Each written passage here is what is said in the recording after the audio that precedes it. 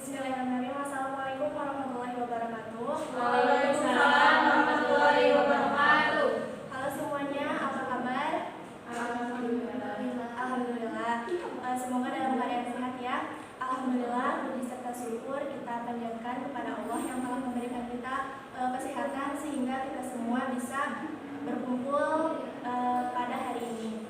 Baik, sebelum memulai materi, izinkan terlebih dahulu saya memperkenalkan diri. Perkenalkan, nama saya Siska Suryani. Di sini saya mahasiswa Pendidikan Masyarakat Universitas Siliwangi yang sedang menjalankan tugas di SHB Kota Tasikmalaya.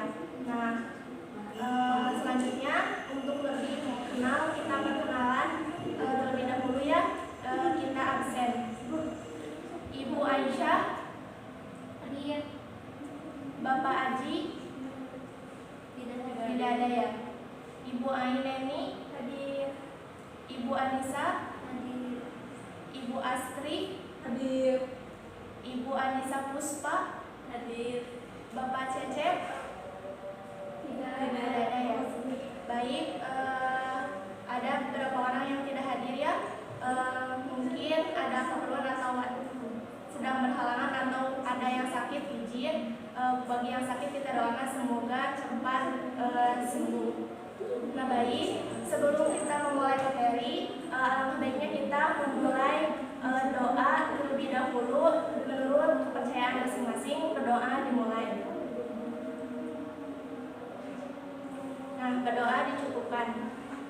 Baik, untuk pembahasan selanjutnya di sini saya akan menjelaskan materi tentang perilaku tercela.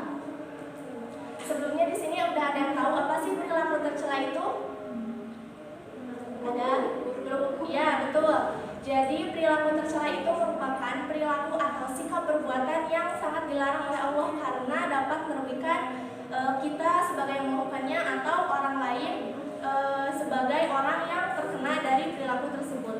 Nah, selanjutnya next.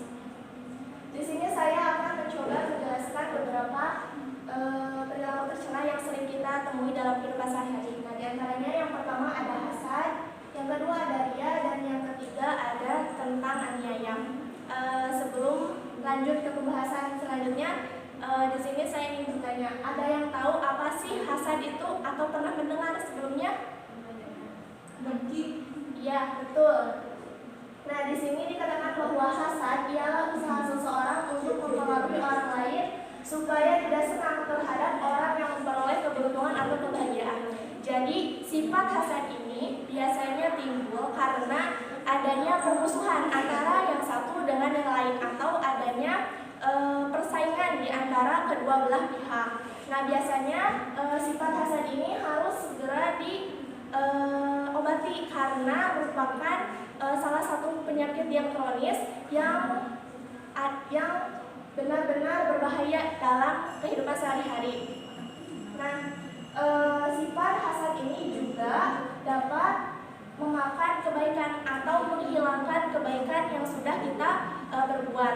Nah, sebagaimana sabdanya Nabi Muhammad SAW yang berbunyi, iyyakum wal hasada fa innal hasada yaqulul hasanati kama taqulun narul hataba, yang artinya jauhkanlah dirimu dari sifat hasad karena sesungguhnya hasad itu dapat memakan kebaikan ibarat api yang memakan kayu.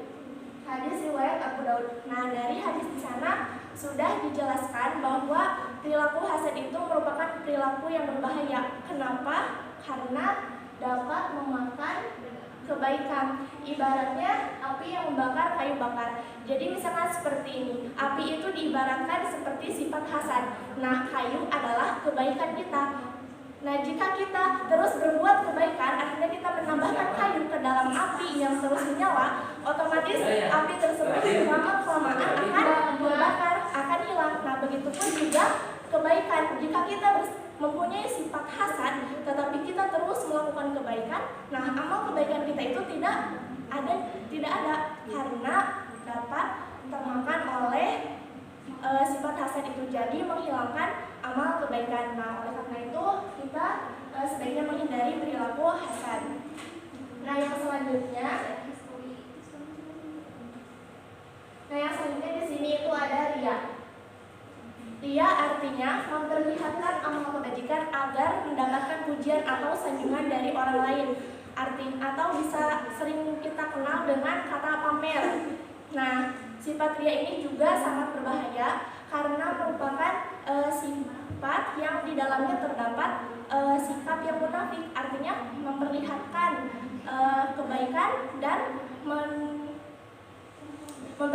kebaikan dan menutupi keburukan. Nah, sifat ria ini juga disebutkan dalam firman Allah yang berbunyi, A'udzubillahi minasyaitonir rajim, fawailul lil musallin alladzina hum an shalatihim sahun alladzina hum yuraun wa yamna'una ma'un. Yang artinya, maka celakalah orang yang sholat, orang-orang yang lalai terhadap sholatnya, dan orang-orang yang berbuat ria serta enggan menolong dengan barang yang berguna. Quran surat Al-Maun ayat 4-7. Nah, dari firman Allah tersebut sudah dijelaskan bahwa celakalah orang-orang yang berbuat ria. Kenapa celaka? Karena niat dari perbuatannya itu hanya karena niatnya itu hanya ingin dilihat dan mendapatkan pujian dari orang lain. Misalnya, ada seseorang yang rajin sholat berjamaah ke masjid, tetapi niat atau tujuannya itu hanya ingin dilihat oleh orang lain. Misalnya, oh iya ya, ternyata dia orang yang soleh, orang yang baik, atau bagaimana. Nah, itu merupakan perbuatan ria karena tujuannya hanya ingin dipuji atau ingin mendapatkan sanjungan dari orang lain. Itu sangat celaka. Meskipun perbuatannya itu baik, tetapi jika niatnya tidak baik, maka dapat dikatakan celaka karena meskipun perbuatannya baik, tetapi di hadapan Allah itu tidak bernilai sama sekali. Oleh karena itu, bagaimana caranya kita agar terhindar dari penyakit ria? Nah, caranya kita sering-sering beristighfar, memohon ampun kepada Allah, dan juga ketika kita ingin melakukan sesuatu atau hendak melakukan suatu kebaikan, niatkan semuanya karena Allah, jangan karena ingin mendapatkan pujian dari orang lain atau sanjungan dari orang lain. Nah, yang selanjutnya ini termasuk pembahasan yang terakhir ya. Ada perilaku aniaya. Nah, di sini dikatakan bahwa aniaya berarti berbuat zalim. Aniaya juga bermakna perbuatan yang merugikan orang lain atau menempatkan sesuatu bukan pada tempatnya. Nah, contohnya dari perilaku aniaya, misalnya kita baru saja pulang dari pekerjaan dan kita merasa lapar lalu hendak ingin makan. Nah, ketika kita mau makan, ternyata lauk yang sudah tersedia di meja itu dimakan oleh kucing. Jadi kita tidak jadi buat makan, tetapi kita malah menangkap kucing lalu mengikatnya, kemudian misalnya menggantungnya di pohon hingga mati. Hingga mati misalnya.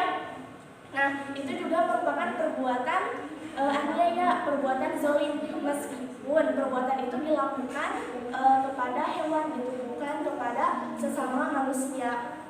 Tapi bagi mata Allah itu semua sama saja. Nah, contoh lainnya dari ria atau perbuatan zalim, misalnya riba, memfitnah, terus menebang pohon sembarangan juga termasuk zalim.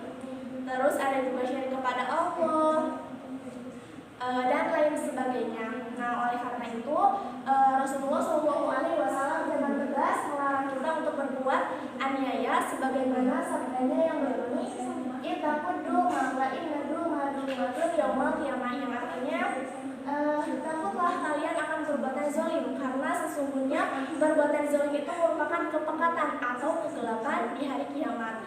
Nah, oleh karena itu kita sebagai makhluk Allah, sebaiknya kita taat dengan aturan-aturannya, menjauhi semua perilaku tercela yang baru saja tadi saya jelaskan. Mungkin ada yang mau ditanyakan? Tidak, cukup ya. Nah, baik, untuk selanjutnya mungkin di sini saya akan menyimpulkan. materi yang baru saja saya sampaikan ya. Jadi di sini saya menjelaskan perilaku tercela. Perilaku tercela itu merupakan perilaku yang tidak baik atau dilarang oleh Allah karena dapat merugikan dapat merugikan pelakunya dan juga orang yang melakukannya. Nah, di sini contohnya yang sering kita temui dalam hidup sehari-hari itu ada hasad atau dengki, ada ria atau orang yang suka memamerkan perbuatan baiknya, dan juga ada aniaya atau zalim. Nah, mungkin untuk pertemuan kali ini dicukupkan sekian. Untuk materi selanjutnya nanti insya Allah akan ada di YouTube. Jadi ibu bapak bisa melihatnya nanti di YouTube SPMM SKP Kota Tasikmalaya. Nah, mungkin itu saja yang dapat saya sampaikan. Terima kasih atas perhatiannya. Mohon maaf apabila ada kekurangan. Kita akhiri pembelajaran dengan bacaan hamdalah bersama-sama. Alhamdulillahirabbil alamin. Sekian, wassalamualaikum warahmatullahi wabarakatuh. Waalaikumsalam.